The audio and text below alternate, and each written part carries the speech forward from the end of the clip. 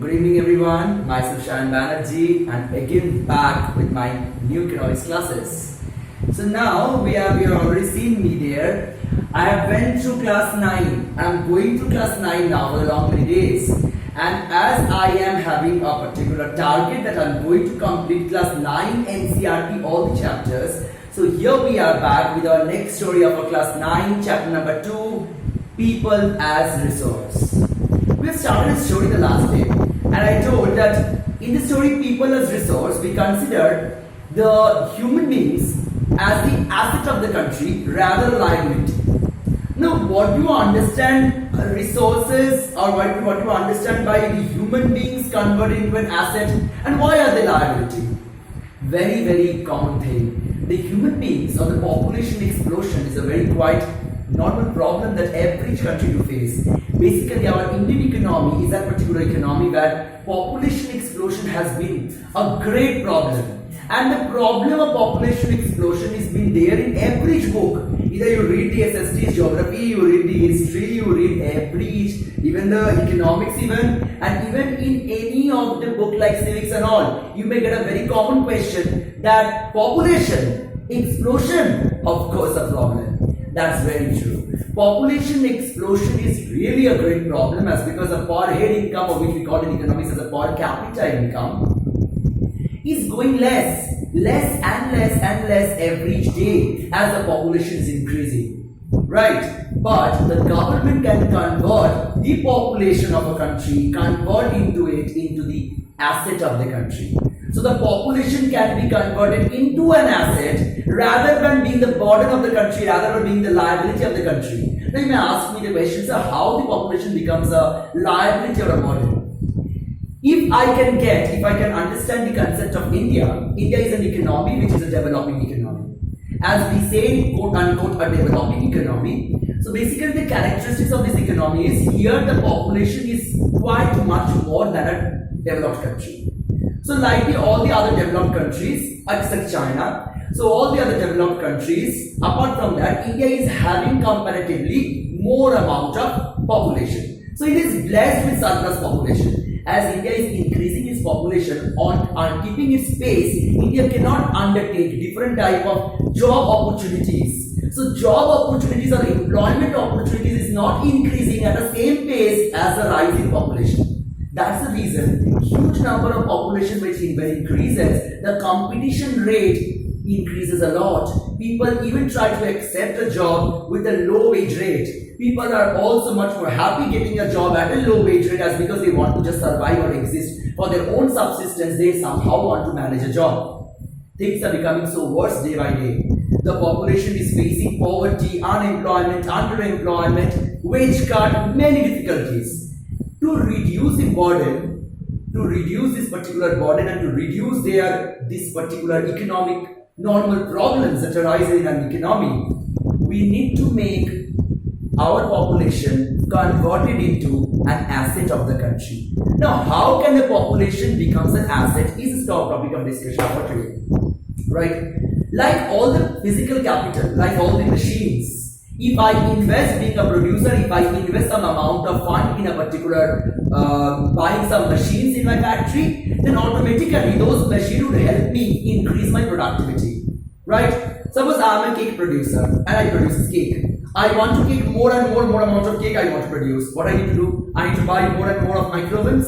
As I am buying more and more amount of microovens, that's an amount of investment that is done by me in terms of buying physical capital. Right? So if I buy more and more of physical capital, that is if I buy more and more number of micro ovens, then what will happen? My production capability would increase. If I increases my production capability, I will be producing more. If my output production increases, I will be getting much more return by selling my output. Similarly, if the government invests in three things. Number one, providing training facility to each countryman. If a proper training from a very childhood days is given to each and every individual, if the vocational courses are also been started in every school, apart from the normal subjects, right? In a rat race to get marks, people sometimes forget that their children are also required to know some technical skill. So hardly we do have the technical skills that are not even being taught in any of the educational sectors.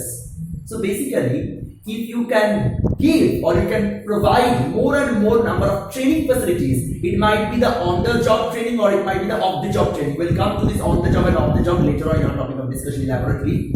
But before that, training facilities, if it is provided by the government, apart from the training facilities, if education, basic education is provided to each individual of our country, like the Sarva Shiksha Abhiyan, right, like Beti Bachao, Beti Padhao, like education for all these type of agendas as it is created by the government, our main objective and motto is to provide education to each people of our country.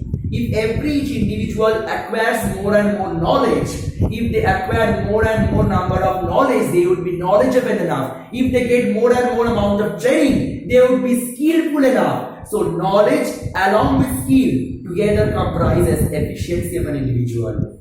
And if it is supported by the third element, that is health.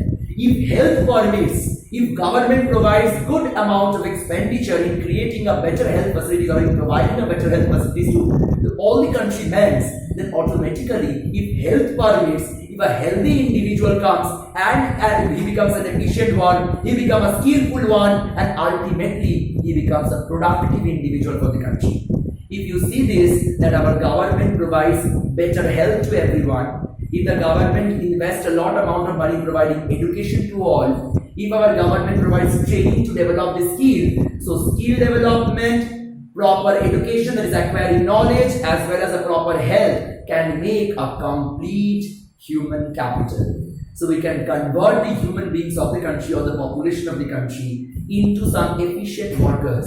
And if I am efficient in working, any of the production house may hire me in their work. If I become a productive individual, I may be helpful for them to increase their income. At the same time, my income would also rise. And when my income and the entire individuals or the production house's income rises at the same time, the society also gets benefited.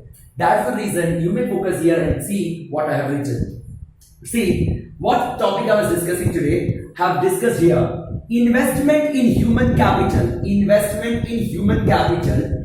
Yes, that means gives us return just like the investment in physical capital.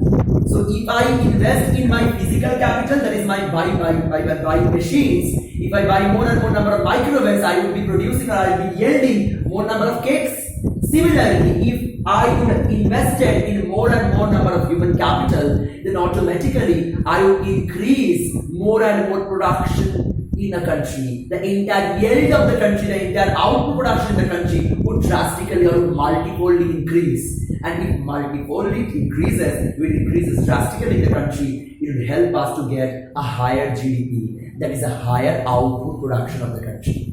Now, higher income, another statement is here. Under the quotation, under this inverted comma, we get another quote. Here it is written, higher income due to higher productivity.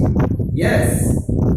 If my productivity increases due to acquiring more education, by developing my skill as well as by the proper healthcare facility that I get from the government, then automatically I will be capable enough to earn income. If I am capable enough to earn income, then automatically, indirectly, my production capability have increased. So if I become production capable, that means if I will be capable to produce an output, automatically I can generate income. So more production capability, more the income. Both are having positive relation with among themselves. Now, I have another time written this particular thing, what I showed you in the last video. As if you are not subscribed my channel, please do go and subscribe my channel so that you can scroll up my previous video. And if you like that, don't even forget to share and subscribe. Now, here you see, as I told the last time, that to produce more an amount of human capital, more number of human capital, the country should start investing more and more on better training facilities. If the government provides a better training facility, then automatically there will be a skill development in the country. People will be skillful enough, and an individual who is having less skill is less productive. An individual having more skill would be more productive, right? Second point, the government should invest in providing better education. If the government providing better education, then automatically there will be an acquiring of knowledge. We can absorb knowledge, we can acquire knowledge. More knowledge increases our efficiency. Our efficiency in work will automatically increase. So more the knowledge, more the efficiency, and more the efficiency, higher the production. Once again, third point, the country if invests more on the proper health, then automatically the government need to invest more on the public hospitals, the public health facilities should be developed, more number of beds, more number of doctors, more number of nurses should be given the chance to provide the service. That means a better health facilities can make a healthy individual for a country, and an unhealthy individual should be less productive, and a healthy individual should be more productive. So higher the health facilities, higher will be the production. Again back, so production can be increased by providing more health, by providing better education, and by increasing more skill. Now these three things, the investment on these three things do not only have a better impact on an individual, it do not have a positive impact only for an individual, rather it is having a positive impact for the society as a whole. How? Suppose previously I was not having a better education, neither I was given a proper training, neither I was having a proper health facilities. So I was what? Physically weak, I was a downtrodden poor individual. So that means I had never going to school, I was having no job. No job means unemployment, unemployment means poverty. So basically I was living a poor miser's life. And in a life full of misery, I have never even dreamt of making my children go to school. But in the other way around, in my time, in my childhood, our government has provided a huge investment in our health. Government has invested a lot amount of providing a better education facility, and the government has also provided simultaneously the training facilities. So I got my training, I had a good health, as well as I enjoyed good education in my schools. What will happen? I'll be productive enough, I'll be getting a job, automatically my standard of living will increase. When I can increase my standard of living, there will be no poverty, then automatically I can live a healthy life, and at the same time, I think that I can even send my children there in the school. I even can think of doing something betterment for the society. Even I can think to develop more health facilities. Even I can think to make my own as well as my entire next generation's life also to be good enough. So a healthy individual always creates another healthy individual. An educated individual is always supposed to create more educated individuals in the near future. And a good trained individual, by his efficiency as well as by his skill, is thought or is expected to create these particular things in their next future generation. So automatically it doesn't only help us individually or personally, it is having a positive impact in the entire society, in the present as well as in the future. So lastly, we must have a conclusion on our entire topic of discussion. So we can conclude that apart from all the other factors of production, land, labor, capital, and the entrepreneur, the best one and the most superior factor is human capital.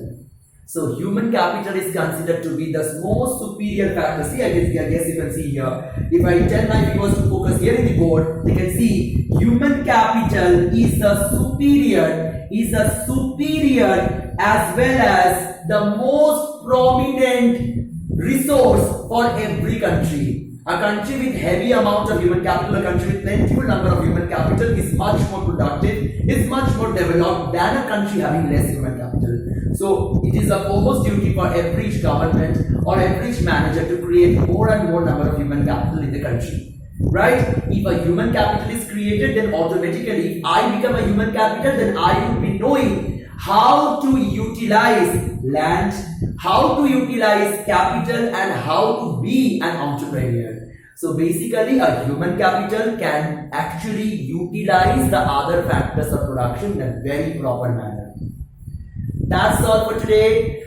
Hope to see you soon. And before that, before ending and before going to the last conclusion, I request all my viewers to practice well chapter number 1, so that if you get to find any examination, it will be helpful for you. Just go on reading the very short answer type questions like of 1 mark, so that you will be able to find out your loopholes, you'll be able to find out as well as your efficiency in reading the entire chapter. Find out NCERT book from everywhere. If you don't get this in this particular lockdown situation, just try to get a soft copy. In the internet, you will find every PDF file of all these chapters.